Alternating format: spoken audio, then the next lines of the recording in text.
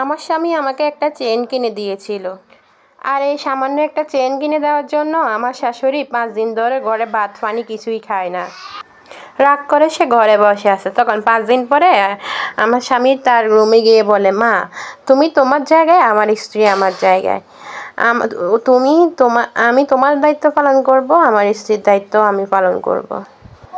সামান্য এই বিষয় নিয়ে তুমি তো ওদের মতো বাচ্চামি করতে পারো না। সেদিন আমার স্বামীর এই কথাগুলো শুনে কেন জানি না আমার স্বামীর প্রতি আমার শ্রদ্ধা ভালোবাসা আগের থেকে অনেক গুণ বেড়ে গিয়েছে। তারপর আমি সেই ঘর থেকে চলে আসি, কিন্তু তারপরে সেই ঘরে কী কথা হয়েছে, কী নিয়ে কথা হয়েছে, কী বিষয়ে কথা হয়েছে তা আমি কিছুই জানি না। আমার স্বামী যখন ঘরে এসে আমার গলা থেকে চেনটা খুলে নিয়ে বলল, এই চেনটা নিয়ে অনেক কিছু হয়েছে, বাড়িতে অনেক অশান্তি হয়েছে, এই চেনটা তোমার আর পরার দরকার নেই, মায়ের কাছে রেখে দাও। তখন আমি আন্দাজ করলাম, এই মানুষটা একটু আগে না বললো যে মা তুমি তোমার জায়গায়, আমার বউ আমার বউয়ের জায়গায়। সে মানুষটার এতটা পরিবর্তন কিভাবে মানতে পারি? তবে সেদিন থেকে আন্দাজ করতে পারলাম যে মানুষটা আর আগের মতো নাই, মানুষটা অনেকটাই বদলে গিয়েছে।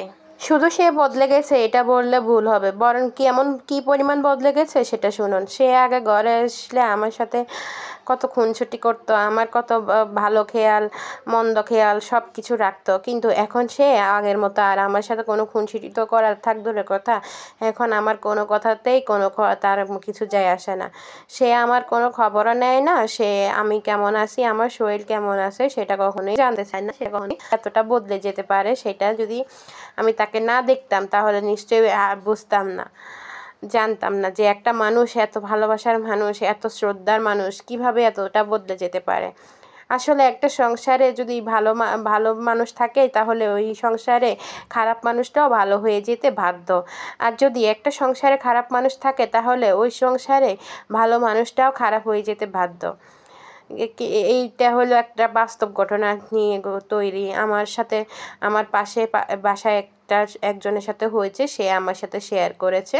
তা আমিও ভাবলাম যে আপনাদের সাথে লাল শাকের রেসিপি শেয়ার করতে করতে স্টোরিটা শেয়ার করি।